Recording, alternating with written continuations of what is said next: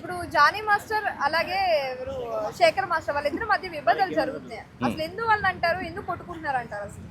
యాక్చువల్గా ఏంటంటే వాళ్ళకి ఫస్ట్ నుంచి విభేదాలు ఉన్నాయమ్మా.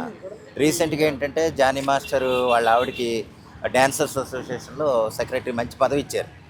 ఆ పదవి వల్ల ఏంటంటే వీళ్ళు డామినేట్ చేసేస్తున్నారు, కొంతమంది డాన్సర్ని రానివ్వట్లేదన్న ఇది శేఖర్ మాస్టర్కి ఉంది. యాక్చువల్గా శేఖర్ మాస్టర్ కూడా ఈ మధ్య కాలంలో కొంచెం డౌన్ అయ్యాడు. వాస్తవానికి జానీ మాస్టర్కి పెద్ద పెద్ద హీరోలు ఇచ్చినంత అవకాశాలు శేఖర్ మాస్టర్కి రావట్లేదు. దానివల్ల కొంత ఏదన్నా గట్టి ఉండొచ్చు. ఏదేమైనా అందులో జానీ మాస్టర్ వాళ్ళ భార్య ఒక అసోసియేషన్లో మెంబర్ అయి ఉంటాం, మంచి పదవిలో ఉండటం కూడా ఏంటంటే కొంత వివాదాల కారణం అవ్వచ్చు. ఆ విధంగా వాళ్ళిద్దరి మధ్య కొంచెం ఫస్ట్ నుంచి వైరల్ ఉంది. అంటే ఇద్దరినే అటు రామ్ చరణ్ గారు లేదా అల్లు అర్జున్ గారు లేదా ఎన్టీఆర్ వీళ్ళు ముగ్గురు ఆదరించినా కానీ చివరికి అల్టిమేట్గా మంచి అంటే కొంచెం ఫేమస్ సాంగ్స్ ఏమన్నా కావాలంటే జానీ మాస్టర్కి వెళ్ళిపోతున్నాయి. శేఖర్ మాస్టర్కి ఏంటంటే కొంచెం తగ్గినాయి. దానివల్ల కొంచెం వైరాలిటీ రావచ్చు. వైరల్లో మొదటి నుంచి ఉంది, అది ఇంకొంచెం ఎక్కువైంది అంతే, అంతకంటే ఏం కదమ్మా. దానివల్ల ఏంటంటే కొట్టుకునే కాడికి రావటం సహజం ఇంకా వాళ్ళ అసోసియేషన్. సో అసలు ఎందుకు మొదలైంది గొడవ? అవకాశాల గురించే కాదు కదా, వేరే ఇష్యూ ఏదో వేరే ఇష్యూ అయితే నాకు ఐడియా లేదండి. కేవలం ఏంటంటే ప్రొఫెషనల్గా ఉన్న రైవల్టీయే తప్ప అంతకంటే ఏం కాదనుకుంటున్నా. ఏదో అకౌంట్స్ పరంగా కూడా ఏదో ఇబ్బందులు అకౌంట్స్ అంటే ఈవిడ ఆల్రెడీ పదవిలో ఉంది కాబట్టి, ఎవరండి జానీ మాస్టర్ వాళ్ళ ఆవిడ పదవిలో ఉంది. దానికి తగ్గట్టుగా ఏంటంటే శేఖర్ మాస్టర్ ట్రై చేసినా కానీ దానికి అవ్వలేదు, బ్యాకప్ ఉన్నా కానీ అల్టిమేట్గా జానీ మాస్టర్కే ఆ పదవి వెళ్ళిపోయింది. అంటే జానీ మాస్టర్కి వెళ్ళినట్టు కాదు, వాళ్ళ భార్య ఉన్న జానీ మాస్టర్కి వచ్చినట్టే లెక్కేస్తారు కాబట్టి చాలామంది. ఆ విధంగా కొంతమంది అభిప్రాయం కొంచెం దూరమైందనమాట. దానివల్ల ఏంటంటే ఇద్దరికి రైవల్టీ రావటం, అల్టిమేట్గా ఏంటంటే జానీ మాస్టర్ కంటే శేఖర్ మాస్టర్ కొంచెం డౌన్ అయ్యాడు ఈ మధ్యకాలం. జానీ మాస్టర్ కింద ముందు కేసు ఒకటి వచ్చింది, కానీ శేఖర్ మాస్టర్ గారు నాకు అటువంటిది ఏం లేదు. సో దాని మీద ఏమైనా కోపంతో ఏమైనా కేసు ఉంటుందంటారా? అది కూడా కొంత ఉండొచ్చండి, అది కూడా కొంత ఉండొచ్చు. అయితే ఏంటంటే జానీ మాస్టర్ ఆ కేసు నుంచి బయట పడిపోయాడు. కానీ ఏంటంటే కేసు ఉండటం అయితే ఉండటమే, అది సహజంగానే. అయితే వాళ్ళిద్దరి మీద ఫస్ట్ నుంచి డాన్సర్లు అవ్వటం పూర్తి అంటే ఇద్దరు పోటాపోటీగా ఉండటం. జానీ మాస్టర్ ఎంతో శేఖర్ మాస్టర్ అంతా, శేఖర్ మాస్టర్ ఎంతో జానీ మాస్టర్ అంతా. ఆయన అల్లు అర్జున్కి చేస్తే ఈయన రామ్ చరణ్ చేసేవాడు, ఈయన రామ్ చరణ్ చేస్తే ఆయన ఎన్టీఆర్కి చేసేవాడు.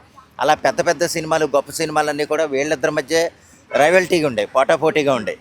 అటువంటిది ఏంటంటే కొంచెం ఈయన పెద్ద సినిమాలు తగ్గటం ఏది శేఖర్ మాస్టర్కి, దానివల్ల కూడా అది అకౌంట్స్ దానికి పెద్ద సమస్య కాదు కానండి.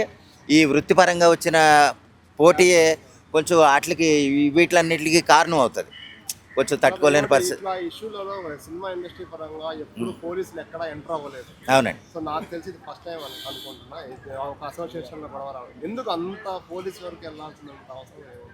పోలీసులు అంటే పెట్టేసుకుంటారండి. అంటే ఒక యూనియన్ని దెబ్బతీయాలని కావచ్చు, లేదా ఒక అండర్స్టాండింగ్ దెబ్బతీయాలని కావచ్చు, లేదా కొంతమందిని కొంచెం వెనక్కి నెట్టాలన్న ఉద్దేశం కావచ్చు. ఏదైనా సరే పోలీస్ కేసు పెడితే దాన్ని ఆ యూనియన్ ఏమన్నా సస్పెండ్ చేస్తారేమో, తీసేస్తారేమో, తొలగిస్తారేమో, ఆ యూనియన్ నుంచి ఆ సభ్యత్వం నుంచి కానీ ఏమన్నా పదవి నుంచి కానీ తీసేస్తారేమో అనే ఉద్దేశం కొంతమందికి ఉంటుందండి.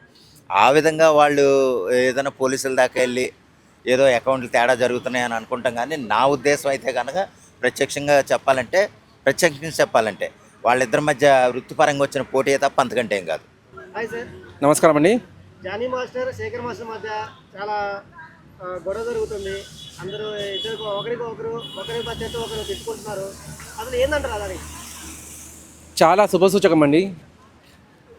ఎందుకంటే సినిమా ఇండస్ట్రీలో ఇప్పటి వరకు కూడా కార్మికుల గురించి పోట్లాడేవారు ఎవరు రాలేదు. యూనియన్లు అనేవి 24 క్రాఫ్ట్లకు 24 యూనియన్లు ఉన్నాయి. ఒక్కొక్క క్రాఫ్ట్కి 12 యూనియన్లు దాకా ఉన్నాయి. ఆ 12 యూనియన్లు కూడా సరిగ్గా పనిచేసినట్టు ఎక్కడ కనిపించలేదు. ఇక్కడ ఇద్దరు డ్యాన్స్ మాస్టర్స్ కొట్లాడుకోవడం, వాగ్వాదానికి దిగడం అని చెప్పేసి ఇది కొత్త పరిణామంగా మనం చెప్పుకోవచ్చు. అక్కడ నాన్ మెంబర్స్ అంటే ఎవరైతే యూనియన్లో లేరో వాళ్ళతో డ్యాన్సులు చెప్పించేసి యూనియన్లో ఉన్న వాళ్ళ పొట్ట కొడుతున్నారని చెప్పేసి మెయిన్ ఇష్యూ వచ్చింది. దానికి నేను చాలా సంతోషిస్తున్నాను. అది జానీ మాస్టర్ చేశారా లేకపోతే మన శేఖర్ మాస్టర్ గారు చేశారా, ఎవరు చేసినా అయ్యా మీరు ఇద్దరు చేసింది కూడా చాలా మంచి పని. ప్రపంచానికి అంటే మన తెలుగు ప్రపంచానికి మీరు చాటి చెప్పారు. మా కార్మికుల గురించి పోట్లాడే వాళ్ళు కూడా ఉన్నారని చెప్పేసి ఇక్కడ నేను ముఖ్యంగా చెప్పదలుచుకుంది 24 క్రాఫ్ట్స్లలో 23 క్రాఫ్ట్స్కు యూనియన్స్ ఉన్నాయండి.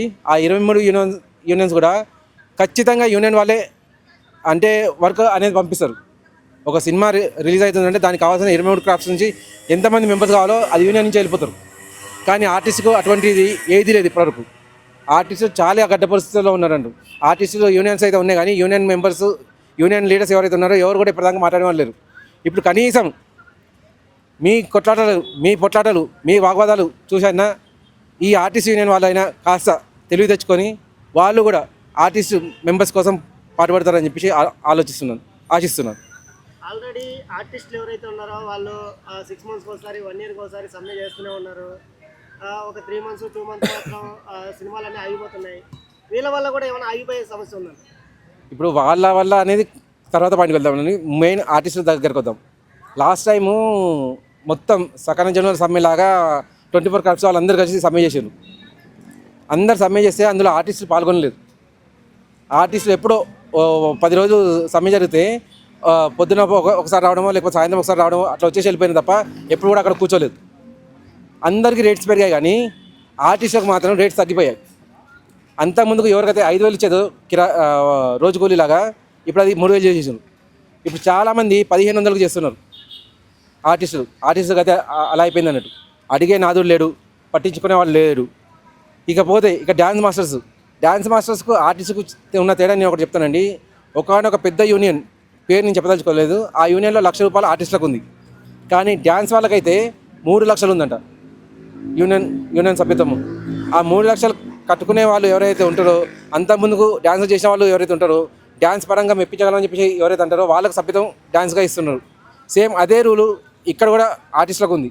కానీ వీళ్ళకున్న ఫీజు తేడా వల్ల వీళ్ళకు కానీ వీళ్ళ ద్వారా అవకాశాలు పొందేవాళ్ళు కానీ ఎవరు లేరు ఆర్టిస్ట్ యూనియన్లు. ఓన్లీ డ్యాన్స్ మాస్టర్స్కు ఖచ్చితంగా అవకాశాలని చెప్పి మీరు ఏ డ్యాన్స్ వాళ్ళని కనుక్కున్నా వాళ్ళు క్లియర్ చెప్తారు. మాకు ఎంతలైనా 10 నుంచి 20 రోజులు ఛాన్సులు వస్తున్నాయని చెప్పేసి. మీరు ఒక ఆర్టిస్ట్ని పట్టుకొని నిరూపించండి, మాకు ఖచ్చితంగా 10 నుంచి 20 రోజులు వస్తాయని చెప్పి, లేకపోతే ఖచ్చితంగా ఒక వారం రోజులు వస్తుందని చెప్పి చెప్పగలే ఆర్టిస్టు ఎవరు లేరు. ఆర్టిస్టుల యూనియన్ వాళ్ళు కూడా ఈ మాట చెప్పలేరు. పొరపాటున యూనియన్ వాళ్ళని మేము అడిగామనుకోండి, వాళ్ళు ఏమనంటే పైన వాళ్ళే అడగట్లేదు, మేము ఎలా అడగాలి అని చెప్పి వాళ్ళు మాకు సమాధానం ఇస్తున్నారు. సో నేను ఇది శుభసూచకం అని చెప్పి చెప్పడం కారణం ఏంటంటే వాళ్ళని చూసి ఆర్టిస్ట్ యూనియన్ వాళ్ళు అయినా కాస్త తెలివి తెచ్చుకుంటారేమో అని చెప్పేసి. ఇటువంటివన్నీ ఖచ్చితంగా జరగాలండి. ఇటువంటి జరిగితేనే అటు శేఖర్ మాస్టర్ కానీ ఇటు జానీ మాస్టర్ కానీ విలువ అనేది పెరుగుతుంది. తద్వారా ఆర్టిస్ట్ యూనియన్ లీడర్స్ కూడా విలువ పెరుగుతుంది. అందరికీ నమస్తే, దిస్ ఈజ్ కరాటే కళ్యాణి. మీరు మంచి న్యూస్ చూడాలన్నా, మంచి విషయాలన్నీ కూడా తెలుసుకోవాలనుకున్నా కూడా please subscribe V channel. Hello అండి, వీటీవీ సబ్స్క్రైబ్ చేయండి. హాయ్ అండి, this is actor Suman. So వీటీవీని లైక్ చేయండి, షేర్ చేయండి, సబ్స్క్రైబ్ చేయండి. Hi hello, I'm Sasirekha, miss India. So వీటీవీని లైక్ చేయండి, సబ్స్క్రైబ్ చేయండి, షేర్ చేయండి. ఏమైనా డౌట్స్ ఉంటే కామెంట్ బాక్స్లో కామెంట్ చేయండి. Thanks for VTV.